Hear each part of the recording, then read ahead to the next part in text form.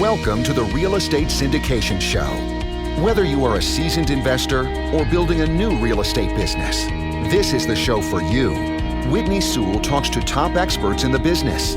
Our goal is to help you master real estate syndication. And now your host, Whitney Sewell. This is your daily real estate syndication show. I'm your host, Whitney Sewell. Today, our guest is Dave Holman. Thanks for being on the show, Dave. Thanks for having me, Whitney. Dave never aspired to be a landlord, but he now co-owns 15 buildings from single-family homes to multi-million-dollar syndications in the great state of Maine. Dave focuses on adding value by improving energy efficiency and tenant relations through his own company. How do you say that, Dave? Katahdin Property Management. Katahdin Property Management. Dave also has a track record of working with refugees and new immigrants who come with nothing and achieve the American dream through housing. So Dave, thank you again for your time. I wanted to thank you also. You told me before the show that you've been listening to the show for about 2 years. I'm grateful for that. Grateful for all the listeners who, have just been with us for a long time, or even if you're just starting, we're grateful that you have learned about the show. But Dave, thank you for your time. I'm looking forward to getting into this a little bit. I know you're talking about like energy efficiencies and placing families of immigrants and things like that. And some of that's like out of what we normally talk about just the energy efficiencies. We don't talk about that very much, which I think could be very useful. But then, thinking about housing people who, we may see as of more risk, or no credit checks, like you had mentioned before the show. So I'm looking forward to getting into some of those things where I think other landlords, if we'd be open to some of that, could help a lot more families as well, if we knew how to do it properly. So, but give us a little more about you, Dave, and maybe your background, and let's jump in. Absolutely. So I grew up in Maine, rural, kind of middle-class upbringing, zero, involvement with investment real estate or anything like that. Went to college out in Minnesota at Carleton and studied a little bit of architecture, green design and building and Latin America. So the Spanish part took me down to Bolivia, where I met the love of my life. We're now married with 2 kids, and I hung around down there. So I spent 4 years in Bolivia. We started a chain of camping stores together, and suddenly found myself with 10 employees, 3 retail operations. And when we came back to the U.S., I thought, man, maybe it's time to learn some accounting and econ. So I went to grad school, got my MBA. And went back into the nonprofit sector because I'd seen so much, poverty and need in Latin America, so much we can do to help in other places. So I worked for a nonprofit called Safe Passage, which helps kids leave the Guatemala City garbage dump and go to school. Then I kind of graduated up to Bowdoin College, where I was fundraising.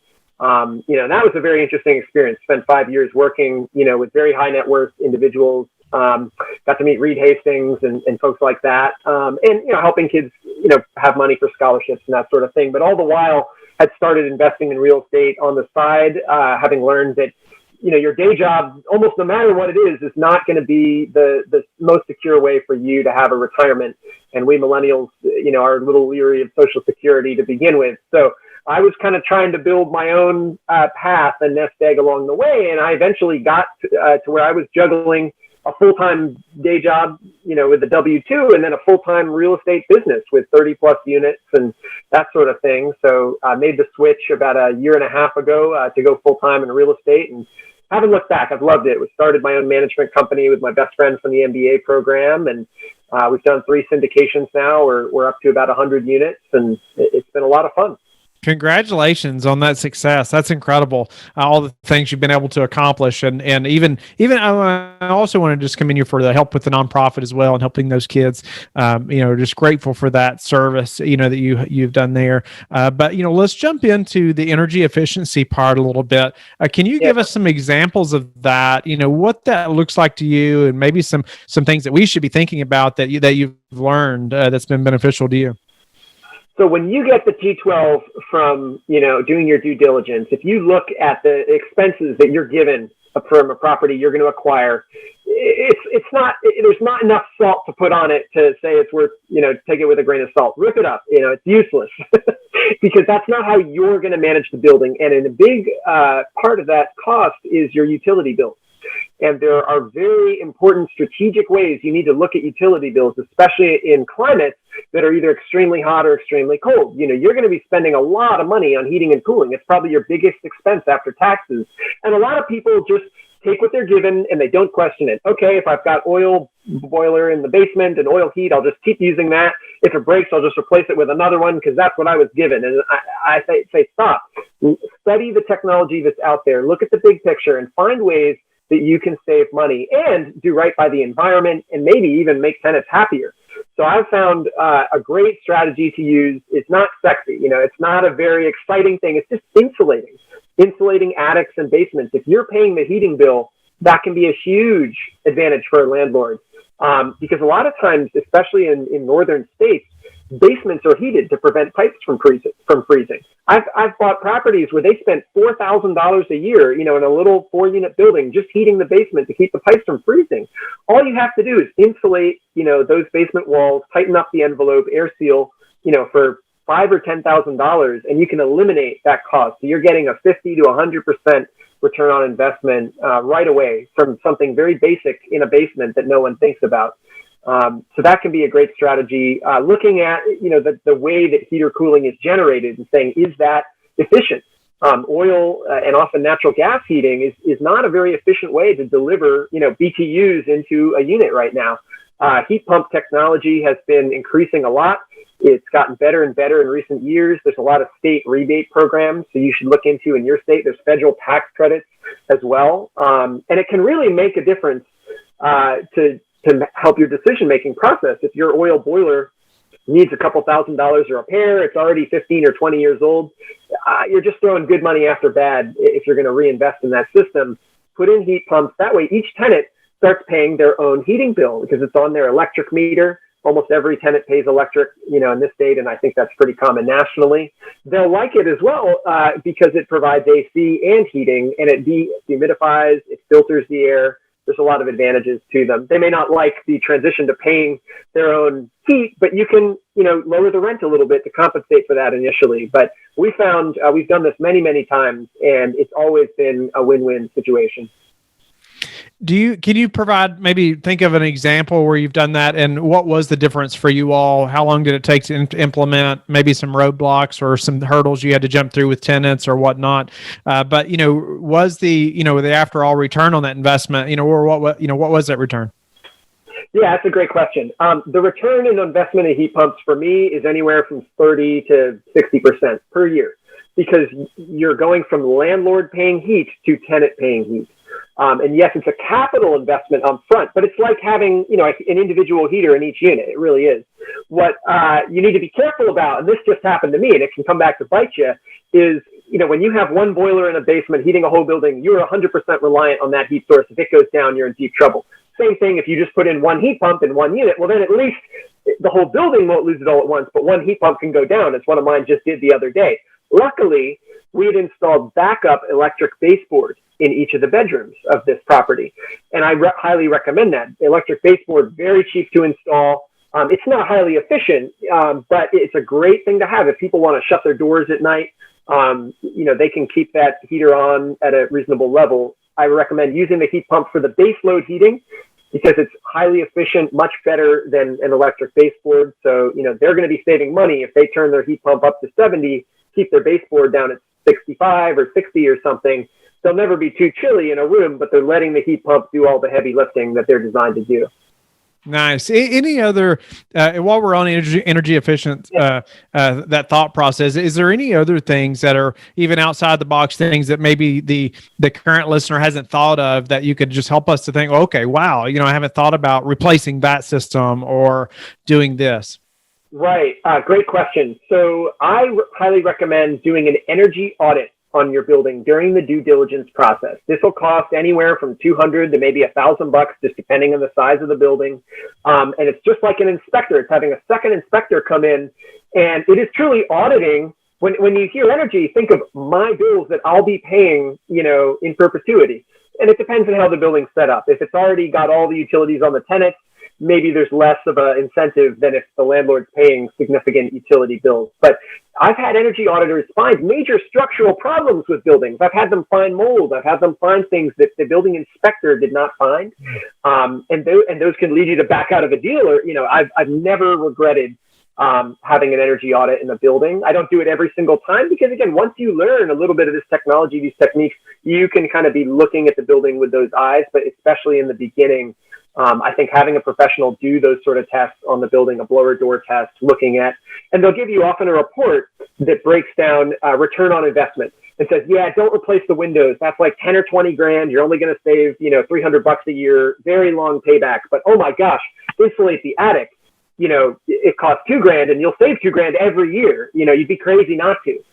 So things like that can be really helpful for professionals. How do we find that person that can do that energy audit and know that they're qualified to do that? Yeah, just a quick Google search will turn up a bunch in your area. A lot of states provide lists of certified energy auditors. And some inspectors who just do regular building inspections are also certified as energy auditors. You may be able to get, a twofer where they'll, not charge you double the amount and kind of give you both sets of information. Nice. Well, no, that's just, it's interesting. So many, I think landlords or, you're buying properties, they don't think about looking at how to increase efficiency or energy efficiency often, and like you said, it could be as easy as insulating the basement, or the attic or, billing back tenants, things like that. But, moving on to another thing that I haven't heard talked about really before, maybe on the show is leasing to immigrants and the potential of no credit checks. That's not available, and a lot of people are going to say, well, that's more risk, or we just don't know about them, so we can't rent to them, or give us a little background on that and help us to think through that.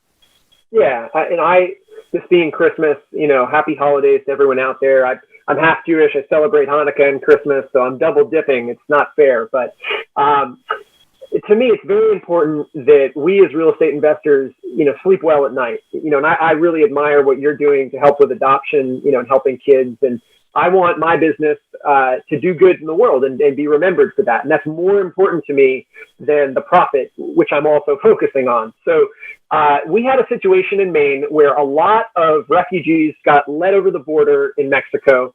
They all decided to come up to Maine because they had heard, they're treated pretty well up here. There's a pretty large African-American, like from Africa, population that's settled in both Lewiston, Maine and Portland, Maine. So hundreds of people just suddenly came up in the summer, I believe, of 2018. 2019, I'm sorry. And the city didn't have the resources. We didn't have homeless shelters to house all these people. So we converted a basketball stadium to kind of emergency shelter. And it was in front page of the newspapers and everything. And I had a vacancy at that time. And I thought to myself, what the heck? I'll just call up the city. And I called out and said, if there's any way they could ever pay rent or someone could pay it for them or we could figure this out, I can't run a charity here with my investment properties, with my investors' money, but I can be flexible on who I'm putting in it. So is there a way that this could work? And they passed me through a couple officials, and then we found out, yeah, there is. There's a family of Rwandans who actually came legally with green cards, who are in, a homeless shelter right now. They speak some English, and they need a place.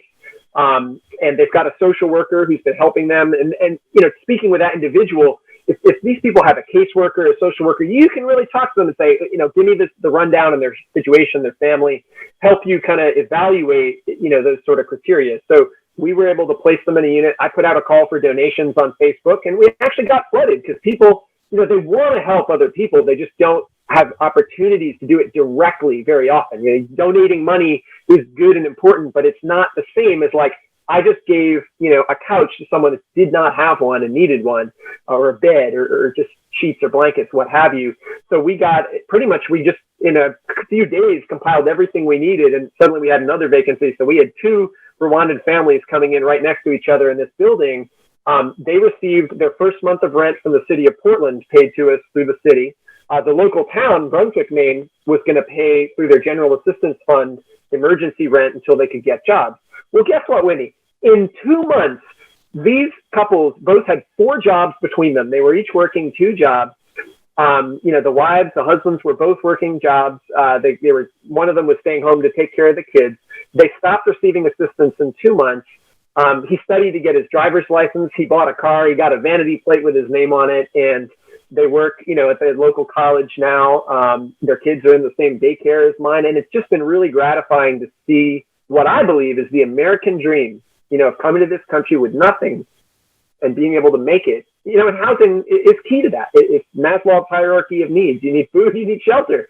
We had a local food pantry that we took them to, showed them how it works. That was just super gratifying. It's not your typical rental, but, if you can do that like once a year where you really take someone who needs the help, they deserve the help, they need a chance. And once they get that chance, by gosh, they're going to seize it and make the most of it. It's just an awesome feeling to work with them. I love stories like that. And I wanted to just draw out there a little bit or reiterate, like you called the city, like you pursued that to say, hey, is this an option? And you made it clear that I can't run a charity, but hey, I'm willing to try to make this happen. If you all can help me figure this out, like you didn't have all the answers initially, but you had that desire to try to figure it out. And there you go, and congratulations, that family. I love stories like that. Hey, they're willing to get in there, find a job, they're paying their way, man, that, they'll be great citizens, right? And so, and great residents as well with that kind of work ethic. And so that's awesome. Hats off to you. And you even went on Facebook and said, hey, here's the situation. Would anybody like to help? That's awesome. And being able to help that family, and now they're off and running. So congratulations to them. Dave, what's been the hardest part of the real estate journey, but ultimately to syndication for you? Two things, Whitney. One, I think, was before I got into real estate, I had this preconceived notion that, all landlords are bad, and that's like, it's like used car sales or something. It doesn't have a great reputation. And it was only when I changed my thinking about it, saying, what, I can do good in the world by being a landlord. And by the way, I can make a better return than I'd ever get in the stock market. When that all kind of clicked for me, that there can be, redeeming factors to it beyond just the profit motive. That was a big hurdle. I never would have gotten into real estate if I hadn't overcome that prejudice. And the second was I had no money of my own. And I couldn't buy my first, investment property really. So I started partnering, with family first, and then with friends, and then friends of friends, as you grow as a syndicator. But, saying, hey, I'll do all the work. I've studied this hard by listening to shows like yours, Whitney, and I'm a long-time listener. And I would recommend everyone, subscribe, rate, and review, because these shows it's like your own free library, right in your pocket that you can learn from and get better at. So partnering with other people, building teams where, I can bring the team building aspect. I'm not bringing the capital usually. Now I'm able to bring some, but that comes with time. So it was, finding ways to solve the money part of the problem when I didn't have it of my own was another big challenge. How did you get over that challenge? What was a couple tips there quickly? Yeah. You need to be a trustworthy individual and, stick to your word, do what you're going to say you're going to do. And people who know you and like you will believe in you enough to give you your money, and I'm sure you've seen that with Lifebridge Capital. I'm seeing it now with Holman Homes. So it's starting small. I think Grant Cardone's a very fascinating guy to listen to, but I don't think a 40 unit or 100 unit needs to be your first investment. That's right. For a small sliver of people, for me, it was a single family. I walk before I run. And then I did another single family. Then I did a 3 unit. And it was only after those experiences I was like, okay, I feel qualified to take on this 9 unit and this $1 million syndication, and then this $3 million, and then a law firm with 30 employees are one of my tenants. So we have units that it's not just a regular unit; it's a unit that is very complex, and I've grown into it over time, step by step. How do you prepare for another downturn? Ooh, I have been a doomsayer for a really long time, and it's been hard for me to invest all this time, because even in 2016 and 17, I was right on there with you. I was thinking we're due for another correction and recession. And what I've learned, Whitney, is you can't time the market. You just have to make good investments for the time you're in. And if you do that slowly and steadily, I truly believe there are great investments all the time in any market for those who really put in the hard work to find them. So I think in a recession and a downturn, which I think 2021 and 2 could easily be, I hate to say it, worse than 2020 in terms of the housing market and rents getting paid and things like that, there's that potential. I hope I'm wrong, but I hope it doesn't happen. But I think what you got to do is focus on operations, stay low to the ground, don't get out over your skis, and focus on tenant relations. When the pandemic hit, we made personal phone calls to each and every one of our tenants. We split it, among ourselves and in our management company, and we just did check-ins to see how people doing. Now, part of our ulterior motive was that we want to see if they still have a job or not, and if they're going to need help paying rent or not. But I would rather preempt those problems and get to them early. And we were also able to connect all of our tenants with 2 different programs that the state of Maine put on to help with rent assistance. Many of them qualified for it. Many of them got $500 or even $2,000 assistance checks to help them out through it. So I think you can partner with your tenants. Don't make it an us versus them situation, if you possibly can avoid it. Be on their team because they're paying your mortgage. You want them to have income, and you want to be preemptive and proactive so that they're not seeing you as someone who just deserves to not get paid. Dave, I believe anyone that's successful in business has a high level of self-discipline. How did you gain such a high level of self-discipline? Cross-country running. I think it builds character. Sports in general, I really advocate staying active, being involved in sports and athletics. It does such good things for your ability to make goals, to pursue them through hard work and training and practice, and then hopefully achieve them. And even if you don't achieve them in sports, like you're not going to win every game, you're not going to win every race. It builds that discipline of like, you can knock me down, I'm just going to get right back up. And I think that attitude is critical for real estate investing because you're not going to get every deal. Not every deal is going to be great. Not every tenant's going to be, wonderful. And you really have to be able to handle stress in difficult situations. Do you have a daily habit that you're disciplined about that's helped you achieve success?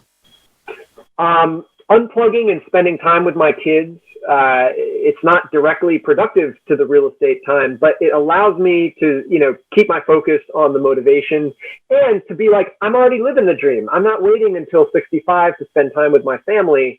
And that to me is really important. I know some shows and hosts will say like sleep 4 hours a night and never see your family for days and weeks at a time to earn money in 3 years. And then you can just retire and, sip martinis on the beach.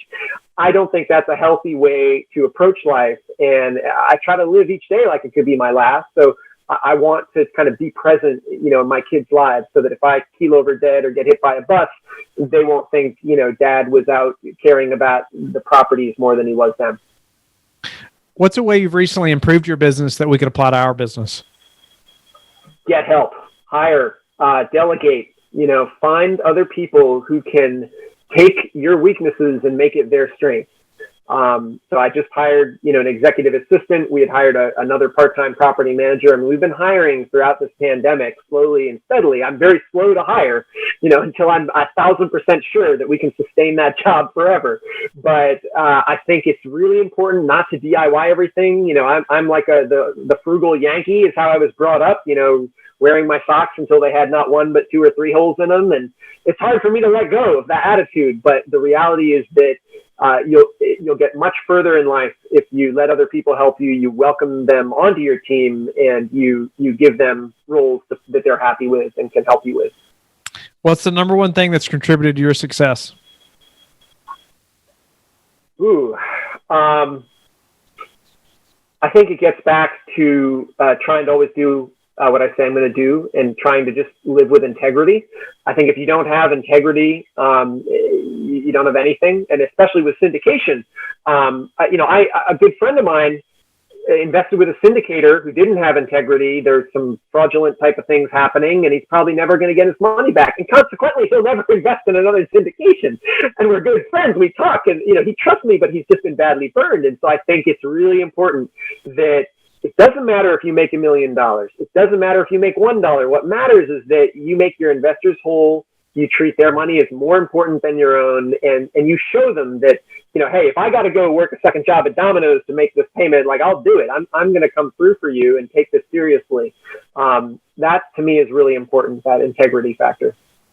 What's your best source for meeting new investors right now?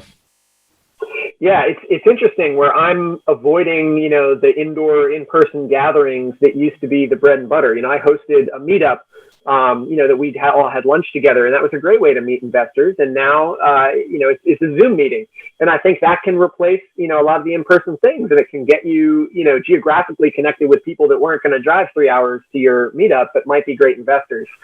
I'm kind of old-fashioned. Of the best marketing is word of mouth. A lot of my investors are coming to me through friends of current investors. Because if a current investor has a good experience and they, start seeing the dividend checks coming in and earning money and it's all going well, they're going to tell their friends and family about it. You don't need to be out sending out letters and marketing for these sort of things. And then coming on shows like yours, trying to just give free advice, explain who I am, what I'm doing. People can come in the door that way as well. How do you like to give back? I've served on boards and nonprofits, and I think, giving your time and leadership, if you have an area of expertise, nonprofits need like people with accounting experience, with real estate experience, even if you're not ready to write them, the big 5-6 figure checks.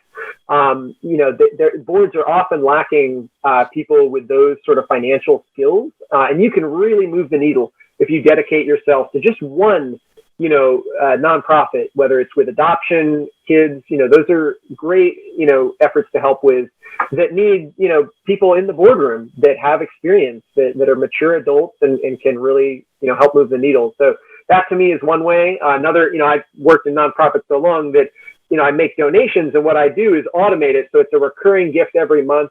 They can even put me on the do not solicit list. That way, I'm not getting their mailings. They're not wasting time and money on me, and they're getting paid every month for an amount that I'm comfortable with at that time. So I would recommend that to people. Don't just make a once a year $120 gift. Give them $10 a month and set it and forget it. Nice. So Dave, grateful for how you've given back in that way personally, but then also to us today, helping us to think through just some energy efficient ways that we should be looking at our units, and even the option of hiring someone to do an energy audit. I think that's some great advice. You're going to learn a lot about your property, before you actually close on it, right? And like you said, maybe some things that, everybody else didn't catch because they're looking at different things or different parts of the structure, and things that you need to account for as far as how to make it more efficient. But even also, how to allow, how you reached out and made it happen so an immigrant family or a couple could, move into your property, and you gained a couple great tenants through that process. So Dave, thank you again for your time. Tell the listeners how they can get in touch with you and learn more about you.